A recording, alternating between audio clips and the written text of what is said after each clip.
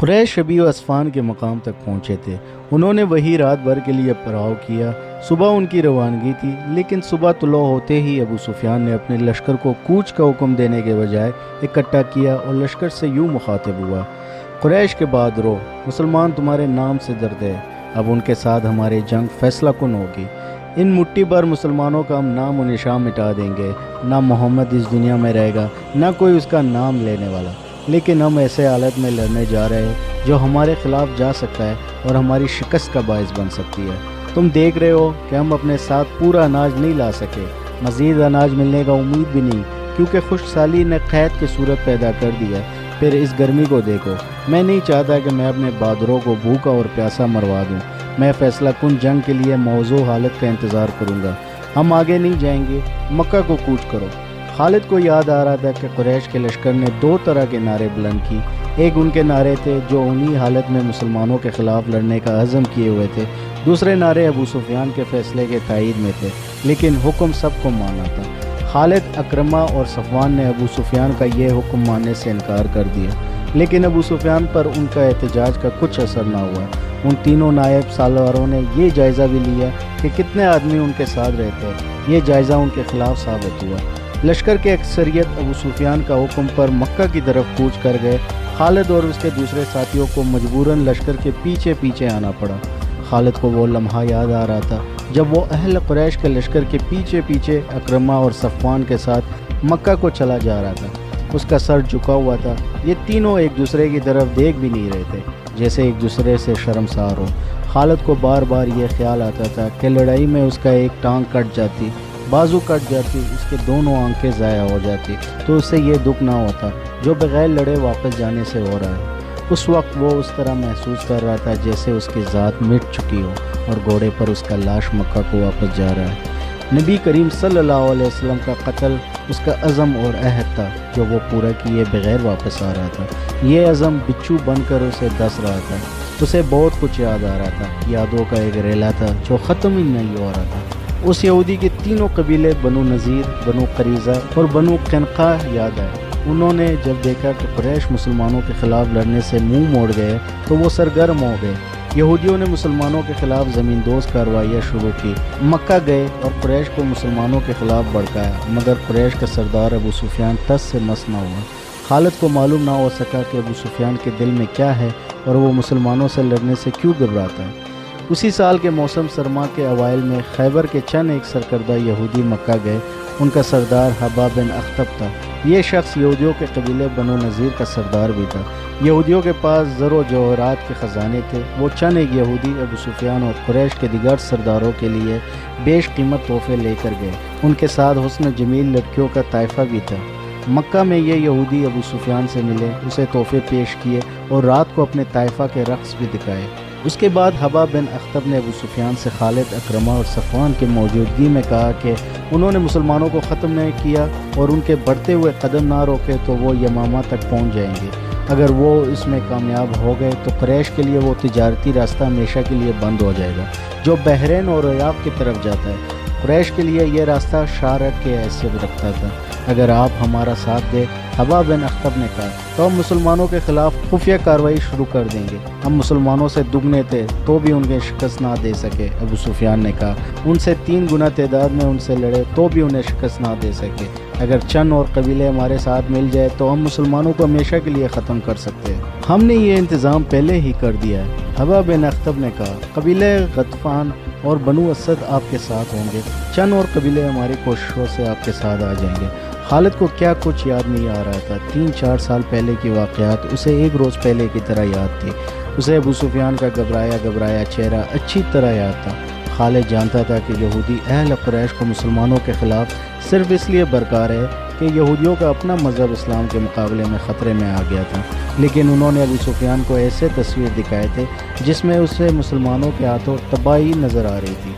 दूसरे तरफ खालिद, अकरमा और सफ़वान बिन उमैया ने अबू सुफियान को सर उठाने के काबिल नहीं छोड़ा था। हम आपको अपना सरदार तस्लीम करते हैं, लेकिन आप ये तस्लीम करें कि आप बुज़दिल हैं। अगर मुसलमान मौसम की ख़राबी और क़ैद में लड़ने के लिए आ गए थे तो हम भी लड़ सकते थे।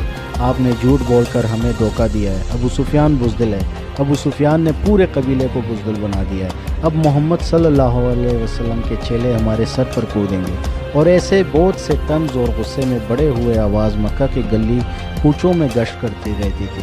ان آوازوں کے پیچھے یہودیوں کا دماغ بھی کام کر رہا تھا، لیکن اہل قریش کے غیرت اور ان کا جذبہ انتقام انہیں چین سے بیٹھنے نہیں دیتا تھا۔ ابو سفیان اس حالت تک پہنچ گیا تھا کہ اس نے باہر نکلنا ہی چھوڑ دیا۔ خالد کو وہ دن یاد آیا جب اسے ابو سفیان نے اپنے گھر بلایا تھا۔ خالد کے دل میں ابو سفیان کا وہ احترام نہیں رہ گیا تھا جو کبھی ہوا کرتا تھا۔ وہ بادل ناخواستہ صرف اس لیے چلا گیا کہ ابو سفیان اس کے قبیلے کا سردار ہے۔ وہ ابو سفیان کے گھر گیا تو وہاں اکرمہ اور صفوان بھی بیٹھے ہوئے۔ خالد، ابو سفیان نے کہا، میں نے مدینے پر حملہ کا فیصلہ کر لیا ہے۔ خالد کو ایسا محسوس ہوا جیسے اس نے غلط سنا ہو۔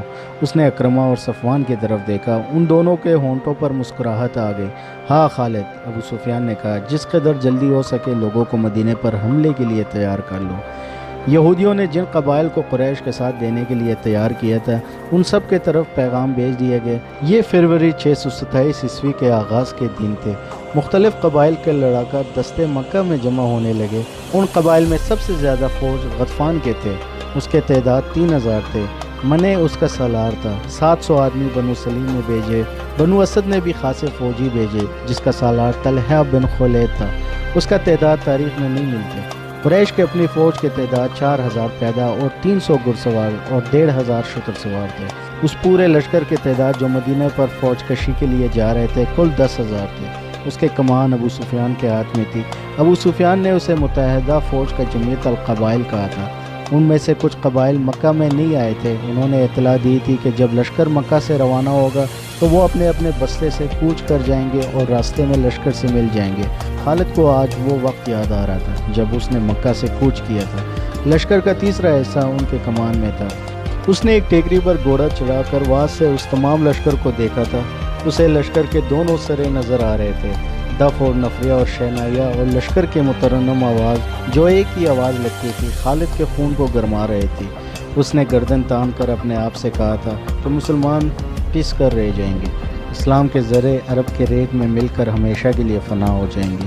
یہ اس کا عزم تھا۔ یہ لشکر 24 فروری 627 عیسوی بمطابق یکم شوال ہجری مدینہ کے قریب پہنچ گیا۔ قریش نے اپنا پڑاؤ اس جگہ ڈالا جہاں احد کی لڑائی کے لیے خیمہ زن ہوئے تھے۔ وہاں 2 ندیاں آ کر ملتی تھی۔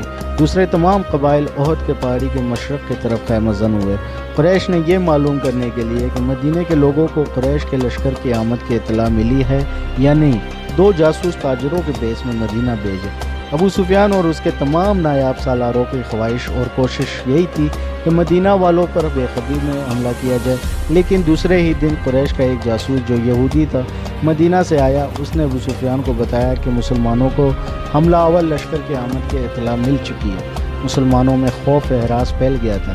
اس یہودی جاسوس نے بتایا سارے شہر پر خوف طاری ہو گیا تھا، لیکن محمد صلی اللہ علیہ وسلم اور اس کے قریبی حلقے کے آدمیوں کو للکار پر مسلمانوں کا دل مضبوط ہو گیا۔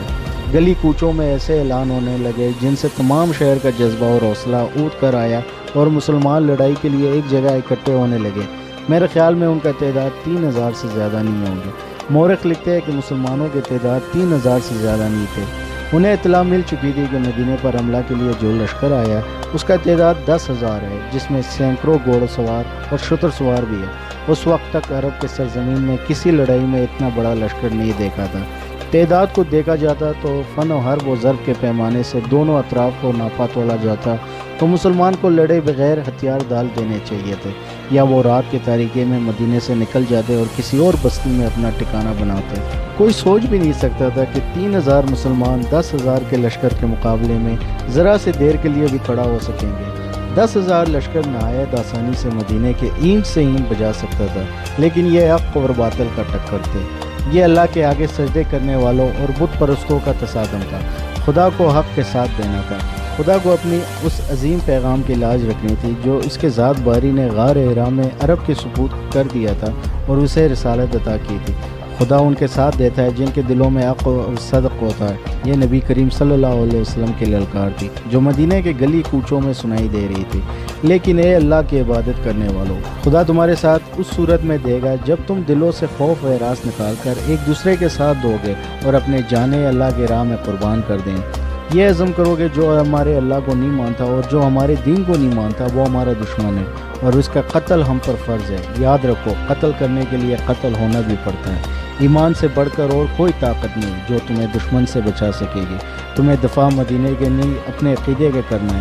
اگر اس عزم سے آگے بڑھو گے تو 10,000 پر غالب آ جاؤ گے۔ خدا سوئے ہوئے یا خوفزدہ انسان کو معجزے نہیں دکھایا کرتا ہے، اپنے عقیدے اور اپنی بستی کے دفاع کا معجزہ تمہیں خود دکھانا ہے۔ نبی کریم صلی اللہ علیہ وسلم نے مدینہ والوں کو حوصلہ اس قدر مضبوط کر دیا تھا کہ وہ اس سے بڑے لشکر کے مقابلے کے لیے بھی تیار ہو گئے، لیکن رسول خدا صلی اللہ علیہ وسلم اس سوچ میں ڈوب گئے تھے کہ اتنے بڑے لشکر سے مدینہ کو بچانا کس طرح ممکن ہو سکتا ہے۔ آپ صلی اللہ علیہ وسلم کو یہ تو پورا یقین تھا کہ خدا حق پرستوں کے ساتھ ہے، لیکن حق پرستوں کو خود بھی کچھ کر کے دکھانا تھا۔ بچاؤ کی کوئی صورت نظر نہیں آ رہی تھی۔ خدا نے اپنے نام لیوا کی مدد کے انتظام کر رکھا تھا۔ ایک انسان تھا جس نے عمر کے آخری حصے میں اسلام قبول کیا تھا۔ اس انسان کا نام سلمان فارسی رضی اللہ تھا۔ سلمان فارسی آتش پرستوں کے مذہبی پیشوا تھے، لیکن وہ شب و روز حق کے تلاش میں سرکردہ رہتے تھے۔ وہ آگ کو پوچھتے تو تھے، لیکن آگ کی تپش و چمک میں انہیں وہ راز نظر نہیں آتا تھا جسے وہ پانے کے لیے بےتاب رہتے تھے۔ عقل و دانش میں ان کے ٹکر کا کوئی نہیں تھا۔ آتش پرست انہیں بھی اس طرح پوچھتے تھے جس طرح آگ کو۔ جب سلمان فارسی رضی اللہ کی عمر بڑھاپے کی دہلیز پلانگ کر خاصی آگے نکل گئی تھی تو ان کے کانوں میں عرب کی سرزمین کا ایک انوکھی آواز پڑی، خدا ایک ہے، محمد صلی اللہ علیہ وسلم اس کا رسول ہے۔ یہ آواز سلمان فارسی کے کان میں گھر بیٹھے نہیں پڑی تھی۔ ان کا عمر علم کی تلاش میں سفر کرتے گزر رہی تھی۔ وہ تاجروں کے قافلے کے ساتھ شام میں آئے تھے، جہاں قریش کے تاجروں کے قافلے اور کچھ مسلمان تاجر بھی جایا کرتے تھے۔ قریش کے تاجروں نے سلمان فارسی رضی اللہ کو طنزیہ اور مزاحیہ انداز میں بتایا کہ ان کے قبیلے کا ایک آدمی کا دماغ چل گیا ہے اور اس نے نبوت کا دعویٰ کیا ہے۔ ایک دو مسلمانوں نے عقیدت مندی سے سلمان فارسی کو نبی کریم صلی اللہ علیہ وسلم کا عقیدہ اور آپ صلی اللہ علیہ وسلم کی تعلیمات سنائے۔ سلمان فارسی رضی اللہ یہ سب سن کر چونک پڑے۔ انہوں نے ان مسلمانوں سے کچھ اور باتیں پوچھی، انہیں جو معلوم تھا انہوں نے بتایا، لیکن سلمان فارسی رضی اللہ تشنیگی محسوس کر رہے تھے۔ وہ اتنا متاثر ضرور ہو گئے تھے کہ انہوں نے نبی کریم صلی اللہ علیہ وسلم تک پہنچنے کا فیصلہ کر لیا۔ کچھ عرصے بعد سلمان فارسی رضی اللہ رسول خدا صلی اللہ علیہ وسلم کے مقدس سائے میں جا بیٹھے۔ انہیں وہ راز مل گیا جس کے تلاش میں وہ مارے مارے عمر گزار رہے تھے۔ انہوں نے رسول اللہ صلی اللہ علیہ وسلم کے دست مبارک پر اسلام قبول کر لیا۔ وقت تک سلمان فارسی رضی اللہ بڑھاپے کے آخری حصے میں پہنچ چکے تھے۔ اپنے ملک میں سلمان فارسی رضی اللہ صرف مذہبی پیشوا ہی نہیں تھے، وہ جنگی علوم کا ماہر تسلیم کیے جاتے تھے۔ اس دور کے مذہبی پیشوا بھی جنگ و جدل اور سپاہگری کے ماہر ہوتے تھے۔ علم و ادب کے عالم بھی صفائی ہوتے تھے، لیکن سلمان فارسی رضی اللہ کو خدا نے جنگ و جدل کا امور میں غیر معمولی ذہانت دی تھی۔ اپنے ملک میں جب کوئی لڑائی ہوتی تھی یا دشمن حملہ آور ہوتا تھا تو سلمان فارسی رضی اللہ کو بادشاہ طلب کر کے صورتحال ان کے آگے رکھتا اور مشورہ لیتا تھا۔ نامور سالار بھی ان کے شاگرد تھے۔ وہ سلمان فارسی رضی اللہ اس وقت مدینے میں رسول اکرم صلی اللہ علیہ وسلم کے صحابہ کرام میں شامل تھے۔ رسول اکرم صلی اللہ علیہ وسلم نے یہ صورتحال جو قریش نے آپ صلی اللہ علیہ وسلم کے لیے پیدا کر دی تھی سلمان فارسی رضی اللہ کے آگے رکھی۔ خندق کھود دو جو سارے شہر کو گھیرے میں لے لے۔ سلمان فارسی رضی اللہ نے کہا۔ رسول کریم صلی اللہ علیہ وسلم اور وہاں بیٹھے ہوئے تمام صحابہ کرام اور سالار ایک دوسرے کے منہ کی طرف دیکھنے لگے کہ سلمان فارسی نے یہ کیا کہہ دیا ہے۔ عرب خندق سے واقف نہیں تھے، فارس میں جنگوں میں خندق کا رواج۔ سب کو حیران دیکھ کر سلمان فارسی نے بتایا کہ خندق کیا ہوتا ہے اور اس سے دفاعی کام کس طرح لیا جاتا ہے۔ رسول کریم صلی اللہ علیہ وسلم جو خود تاریخ کے نامور سالار تھے، خندق کی ضرورت اور آفدیت کو سمجھ لیا، لیکن آپ صلی اللہ علیہ وسلم کے دیگر سالار شش و پنج میں پڑ گئے۔ ان کے لیے اتنی بڑی شہر کے ارد گرد اتنے چوڑے اور اتنے بڑے خندق کھودنا ناقابل فہم نہیں تھا، لیکن انہیں رسول خدا صلی اللہ علیہ وسلم کا حکم ماننا تھا۔ خندق کی لمبائی، چوڑائی اور گہرائی کا حساب کر لیا گیا۔ رسول خدا صلی اللہ علیہ وسلم نے خندق کھودنے والوں کی تعداد کا حساب کیا۔ آپ صلی اللہ علیہ وسلم نے کھدائی کا کام اس تعداد پر تقسیم کیا تو 110 آدمیوں کے حصے میں 40 ہاتھ کھدائی آئی۔ تو رسول خدا صلی اللہ علیہ وسلم نے دیکھا کہ لوگ خندق کو ابھی تک نہیں سمجھے اور وہ کھدائی سے ہچکچا رہے، تو آپ صلی اللہ علیہ وسلم نے کدال اٹھائی اور کھدائی شروع کی۔ یہ دیکھتے ہی مسلمان کلاڑی اور بیلچے لے کر نعرے لگاتے ہوئے زمین کا سینہ چھیلنے لگے۔ ادھر سے اس وقت کا ایک شاعر احسان رضی اللہ بن ثابت آ گئے۔ احسان مشہور نعت گو تھے۔ جنہیں رسول اکرم صلی اللہ علیہ وسلم اکثر اپنے ساتھ رکھا کرتے تھے۔ اس موقع پر جب مسلمان خندق کھود رہے تھے، حسان رضی اللہ عنہ نے ایسے اشعار ترنم سے سنائے جیسے خندق کودنے والوں پر وجد اور جنون کی کیفیت طاری ہو گئی۔ خندق کی لمبائی چند گز نہیں تھی، اسے میلوں دور تک جانا تھا۔ شیخین کے پہاڑی سے لے کر جبل بن عبید تک یہ خندق کوٹنے تھے۔ زمین نرم بھی تھے اور سنگلاخ بھی تھے، اور یہ نہایت تیزی سے مکمل کرنی تھی کیونکہ دشمن سر پر آ بیٹھا تھا۔ قریش کا لشکر اس عجیب و غریب طریقہ دفاع سے بے خبر احد کے پہاڑی کے دوسرے طرف خیمہ زن تھے۔ اس کے پیچھے یہودیوں کا ہاتھ تھا۔ چلتے چلتے خالد کو اپنی آواز سنائی دینے لگی۔ اہل قریش تو ٹنڈے پڑ گئے تھے، ان پر مسلمانوں کا داغ بیٹھ گیا تھا۔ گھوڑوں اپنے مرضی کے چال چل رہے تھے۔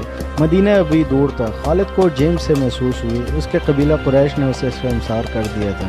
اسے یہ بات اچھی نہیں لگی تھی کہ یہودیوں کے افسانے پر اس کے قبیلے کے سردار اور سالار ابو سفیان نے مدینہ پر حملہ کا فیصلہ کر لیا تھا، لیکن وہ خوش تھا کہ حملے کا فیصلہ تو ہوا۔ اتنا بڑا لشکر جو سرزمین عرب پر پہلی بار دیکھا گیا تھا یہودیوں نے ہی جمع کیا تھا، لیکن خالد اس پر بھی مطمئن تھا کہ کسی نے بھی یہ کام کیا ہو۔ لشکر تو جمع ہو گیا تھا۔ وہ اس روز بہت خوش تھا کہ اتنی بڑی لشکر کو دیکھ کر ہی مسلمان مدینے سے بھاگ جائیں گے۔